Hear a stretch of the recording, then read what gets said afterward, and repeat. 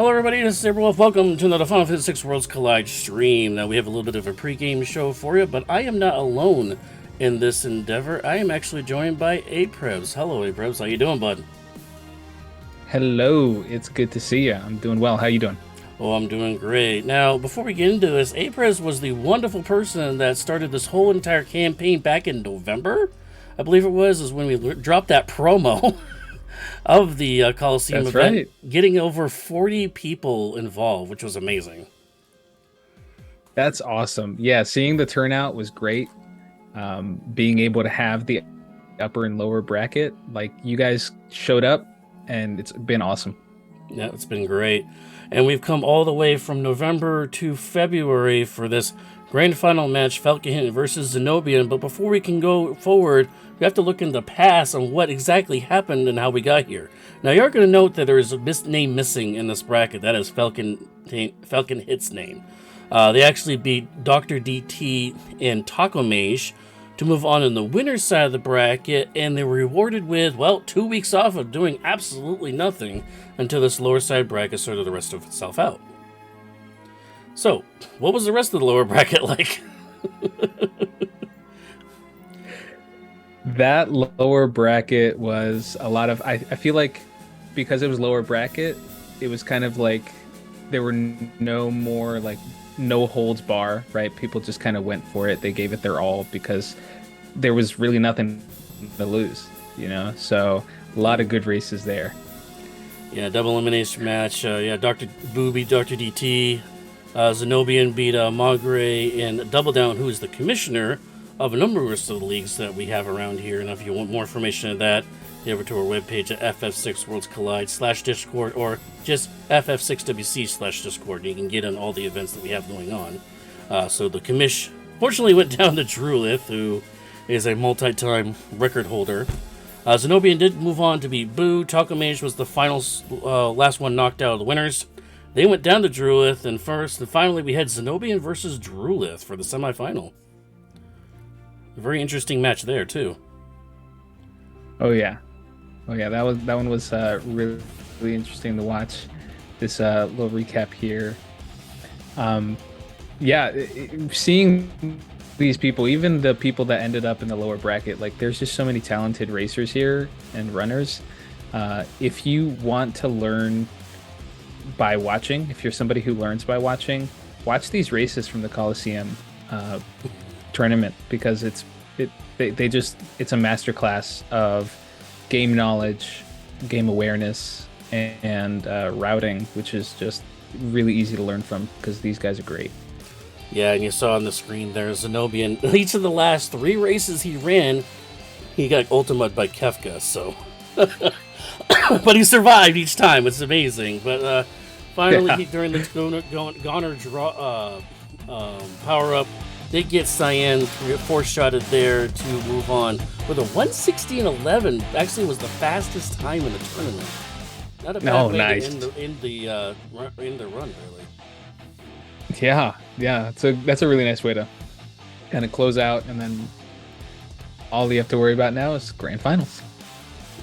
We're about is that grand final, and so now that we looked at the past, now we kind of have to look into the future, and we actually have 2 flag sets, because if Zenobian is able to beat Falcon Hit in the first match, there's a bracket reset, and these two actually have to play each other again. The 2 flag sets have already been chosen, but we don't know which flag set will be run first. So we're going to talk about both flag sets, break them both down, and understand what they're both about, what the differences are, and see what they're like. So first of all, we're going to go over Mog's Lance. You want to run us through that for Aprebs? Sure thing. So we start with +5 speed and +5 vigor for the squad. When you go to the Coliseum and you have the Coliseum win, you get a Dragoon set. All right. The objective that is available for Mog's Lance is doing the Lone Wolf check. If you do that, you get the 8 dances. If you kill 2 and 4 dragons, you get Dragoon sets for those 2 and 4 kills. Items and relics are 100% equipable. And then you've got, of course, a YNPC mascot. Just a little fun there. Yeah. And then 10 characters have Moogle skins, which is also just some fun cosmetics. Yeah, kaboom! And you got a little brr at the end too. So, so the big ones here are there's 3 chances of getting Dragoon sets.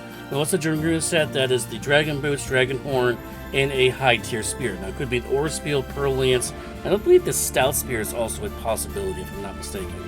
But you actually get 3 chances of getting that Dragoon set. So, three of the 4 people on your team could actually be all straight up Dragoons. Well, you have that one person left just casting magic. And the fact that everybody's able to equip items and relics means everybody will be able to equip those spears.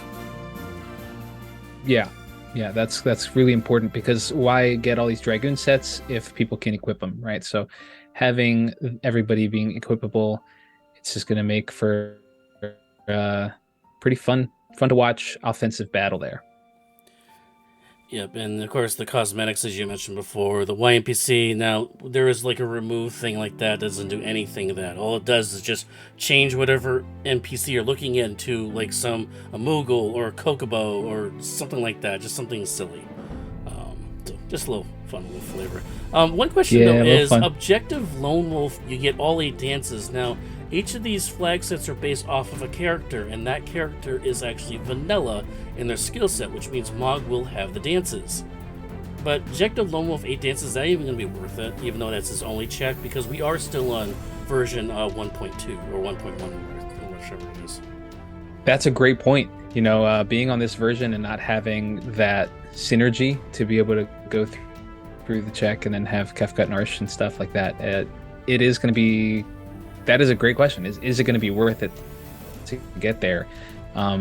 Especially because then if you can get just Dragoon sets and have Mog be jumping all the time, is he going to be dancing?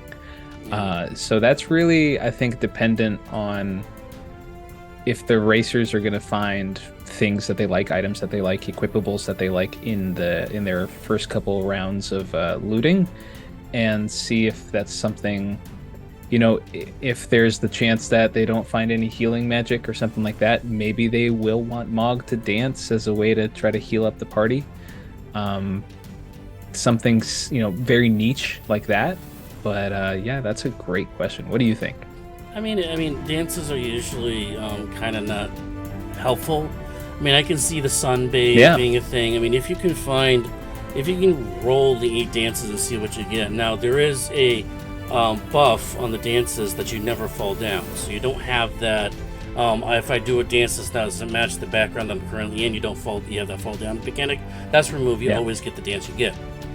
The problem is that which order the names pop up in, because the names and how much damage they deal is shuffled on which ones you get.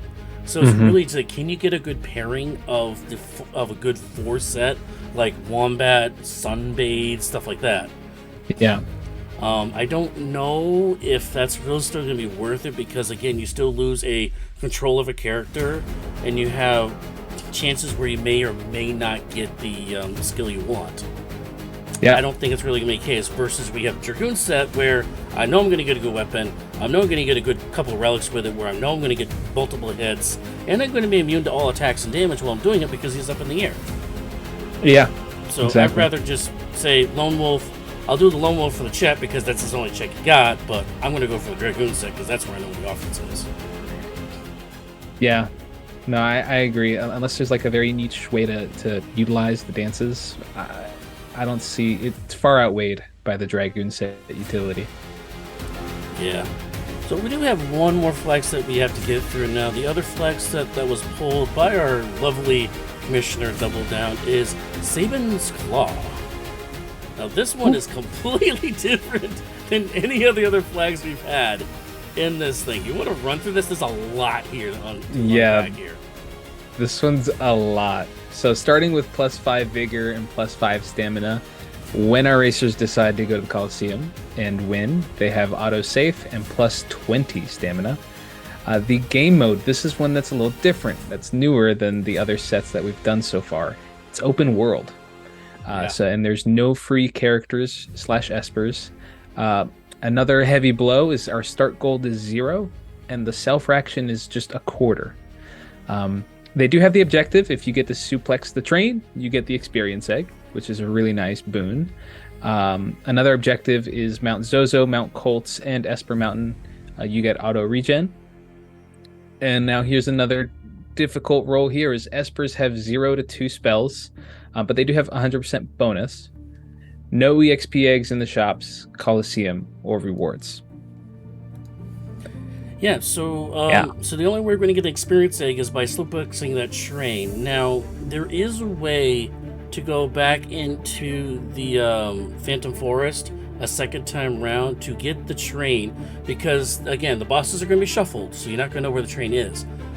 But there is going to be a train after you beat the boss, I believe, in the Phantom train. You can go back there again, and it will be the Phantom train, so you will be able to suplex it. I believe that's how it works, if I'm not mistaken.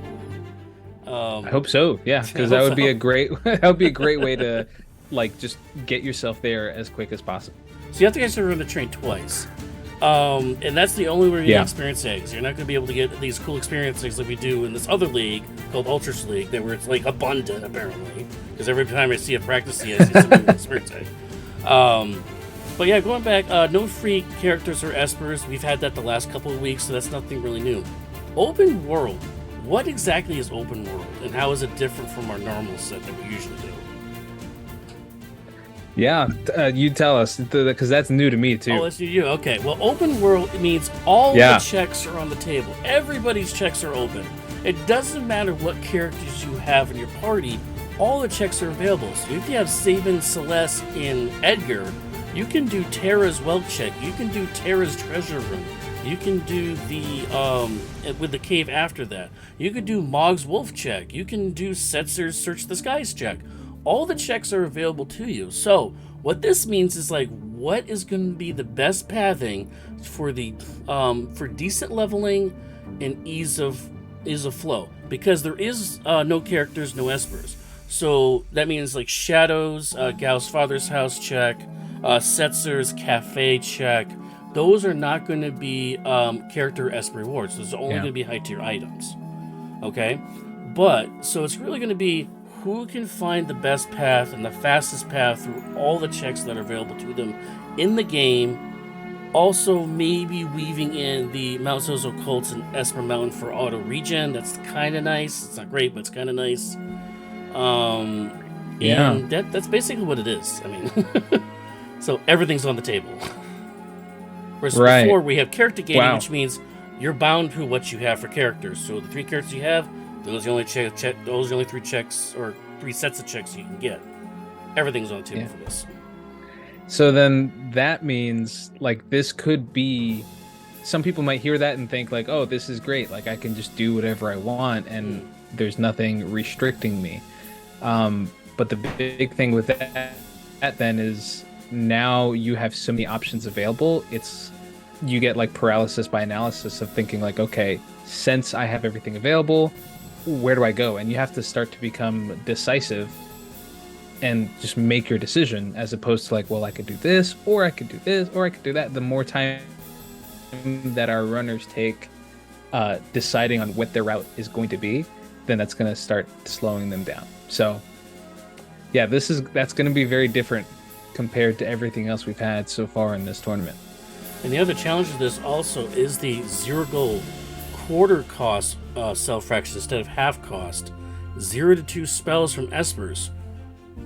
Where's the offense going to come from? You can't just grab a whole bunch of nice items and then sell them for better items, because we're only selling for those items for a quarter of the amount. And even if we get an esper, the esper might not have any spells on it at all. Now the bonuses are nice because you get 100% bonus, which means you're going to get +2 magic power, or +2 strength, or plus 100% HP gain, or stuff like that. That part's going to be great. Yeah. But how are we going to get the offense beyond Sabin's Blitz? Yeah, that's going to be quite the... This seems to me like it's going to be one of those runs where you have a powerhouse, as opposed to a power party. Being able to... having that limited experience egg opportunity by suplexing the train, and having that be something that you can use to boost Sabin and get Bum Rush and other blitzes as fast as possible. This seems like it might just be one of those one power horse kind of runs, unless you get really lucky with your first couple rounds of looting. This seems like it'll be a pretty grindy flag set there. Yeah, I'm hoping this is going to be the final race one. That's what I hope. But we don't know. We don't know the order of which one's going to be. If Moogle's going to go first or Saban's going to go first. We're not sure. But that is the 2 flag sets that we have in store for this grand final event. Any other tips or anything for us before we wrap this up and we throw it over to the actual action here? I think, as I mentioned before, like if you are somebody who's newer to the Worlds Collide running, definitely take notes. Right, this is going to be, or even if you're not new, these guys have gotten here because they're good at what they do, and definitely take some notes. I know I will be, and hopefully be using those in an Ultras League in the future, and just any other of my normal runs. But this is going to be a great time. Oh, it's going to be a wonderful time, and that's going to wrap it us for this portion of our event. Now, stay tuned for the actual race, Falcon Hit versus Zenobian. That's coming up right next. Enjoy.